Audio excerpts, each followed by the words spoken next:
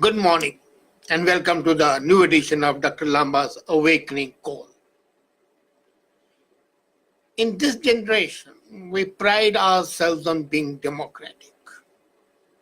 And we find that democracy is failing. Have we ever considered why so?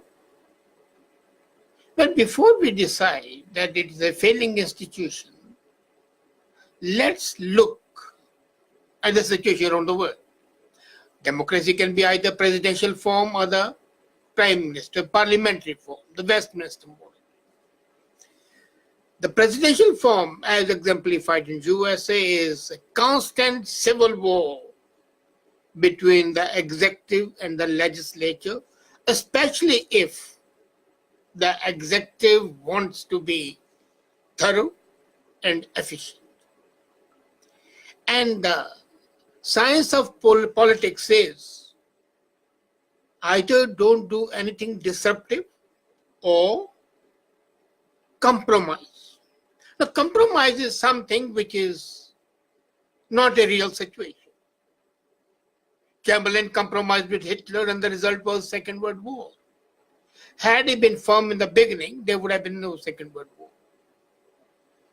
But in the presidential form of government, we have seen that except for Roosevelt and Abe Lincoln, when they ride roughshod on the legislature, whether it was joining the UNO, whether it was participating in the Second World War and having collaboration with Stalin of all the people. Roosevelt did it in spite of the grave opposition by the Congress. Abe Lincoln never bothered about that. But then that, as I said, if you really want to do something, you have to be in a state of a constant civil war, which you never could. And in parliamentary form of government, the most important thing is that the political system has to be adversarial, not antagonistic. But we have seen in two countries, the biggest exponents of parliamentary form of government, that the system is not adversarial, but it's antagonistic, it's inimical. I'm talking of Canada and India. And in the third country, which is the mother of the parliamentary system, till now, the system has been adversarial, not antagonistic. There is goodwill, there is a trust in the system. The party system could break up and one could leave one party and join another party. But a solution is found democratically. Lord George J. Chamberlain failed and Mr. Churchill came into being. Lord George failed, Macmillan failed, and Blair came into being. So we have seen a steady transformation in England. Here in Canada, we have seen that the major parties always adopt an antagonistic attitude. And that is because they have bases which are not middle. The conservatives and the liberals do not see eye to eye on anything at all. Even on a concept like NAFTA, although the conservatives supported liberals, but they had their reservations, and rightly so. Responsibility of the liberals that they should have a more open attitude. What I'm talking about is that the attitudes are inimical because the lure of the office is too high. Now, come to India. This is the worst form of disruption you can ever see. Look at the lower house, the Lok Sabha, which is akin to House of Commons in Canada or in England. And you can see how the decline has been there. Just imagine, during the whole term of Lok Sabha, in the winter session, only two bills stood out.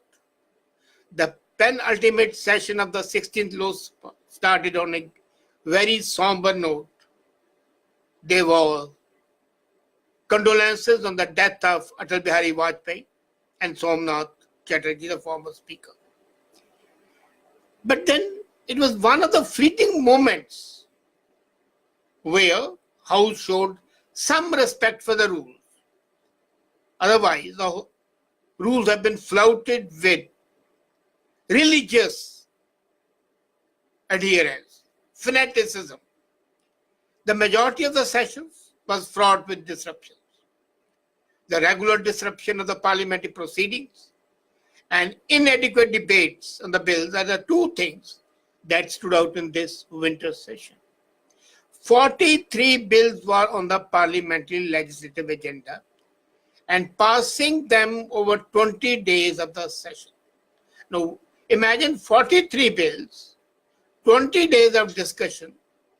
What sort of meaningful dialogue you can have? And the result is, apart from these 20 days, which are supposed to be there were unplanned hall leaves on 3 days. So there was no time to deliberation. And then we say the laws are passed by the representatives of the people who possibly did not even read the bills, what to say. But they did cast their vote as per the whip's desire. So it was basically not democracy. It was not even mobocracy or oligarchy. It is dictatorship. Dictatorship of the Prime Minister, the Leader of the House, and the Chief Whip. And it's not a new phenomenon. Right from the day one India came into being, we have seen the disruption.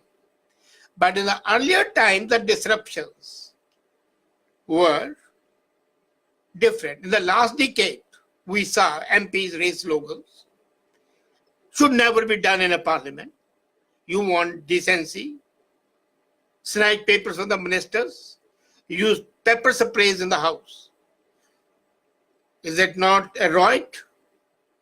They should have been arrested and prosecuted and thrown out of the parliament, but no. And this time, there was a coordinated sloganeering. The party leaders smiled and their acolytes and the followers shouting slogans, harming the dignity. And what a sorry spectacle they presented before the younger people. I'm not bothered about the common masses. I'm bothered about the coming generation. What sort of impression they had? The MPs threw paper planes, made paper plane, threw them. And a protesting MP dressed in a costume of former Prime Minister played music to disrupt the House. Now, can anything be more shameful? If there can be, please do tell me. And during the session, the lower house, that akin to the House of Commons, that's Lok Sabha, lost 60%, and the upper house 80% of the scheduled time in these absolutely lunatic antics of the legislators. However, different during the session was the firmness of the presiding officers. I would compliment the Speaker and the Chairman of Rajya Sabha, the upper house. Disrupting MPs were warned and suspended from the proceedings. And they changed the rules of the House. Again, that's not a happy sign. Changing the rules of the House is like disrobing yourself in public. Can you believe that the former President, K.R. Narayan, who was also Vice President one time, from 92 to 97, he used to say that the disorders of the House arise out of a sense of frustration due to lack of opportunities to make their points. And that's a justified thing. Unfortunately, the backbenchers in Canada and in India have no opportunity to express their mind until and unless the leader of the party gives them an opportunity to do so. Now, this does not happen in England, where a backbencher can make his point and is heard. Now, not only this wasted time, but it derailed the legislative agenda. Of the 10 bills passed by the lower house till January 7, 9 bills were discussed for less than 1 hour and a half. An hour and a half for 9 bills. Imagine it. And they become the law of the land, supposedly after deliberation, thought. And then the laws passed included consumer protection, surrogacy regulation, and transgender rights bill. There was one bill which was discussed for 5 hours, and not because of the validity and the relevance of the bill, but because all the parties wanted to cater to a vote bank of the Muslim minority. I'm referring to triple talaq bill. Now, many bills were being discussed when there was disruptions inside the house, and during that disruption, paper planes flying, slogans being shouted, abuses being heard, the bills were passed. Vote was taken and counted when nobody could be heard. What a tragedy. And in Rajya Sabha, the situation is no better. Only one bill was passed till January 8. Only one bill. So the lower house passes 10 bills, discussing the 9 bills in less than 1.5 hours, and Rajya Sabha in the whole session could pass only one bill.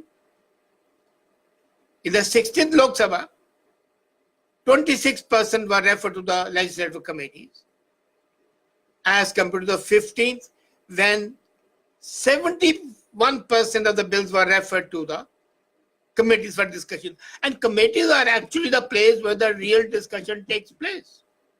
But if only 26% bills are referred to a committee for discussion, what sort of discussion would be there? And that means the balance 74% are not discussed at all. Another thing which comes out is the recording of the legislative proceedings. Hansard in England is such a record, meticulous record, that it is referred to as a reference point every time there is a dispute. These records offer an insight into the thinking of our elected representatives. Disruptions ensured that no such insights are available for the future generation, except the 4-letter words, abuses, and so on and so forth. I remember when I first entered Lok Sabha, the lower house, I saw written on the gate, truth has been said to be the highest duty, and Satya Mev Jayate, truth always wins. But when I look at the work done in Lok Sabha, truth neither wins nor is the highest duty. Highest duty is abusing, and victory is our false. Now let's compare this sorry state of affairs with what happens in England. In England, the parliamentarians can bring the executive to answer questions and criticism in a variety of ways. As I said, in Canada and in India, the backbencher has no freedom and is merged at the chief whips. Not so in Westminster. The House of Commons has seen nothing earlier but this January 15th. We saw the Prime Minister being defeated, her bill being defeated. And that was a sorry state of affairs. The government lost by 300 to 315. So 4 votes less, and she would have been successful. But it was a signal, and yet the government survived. Had it been India, such a bill having failed would have resulted in street demonstrations. Not so in England.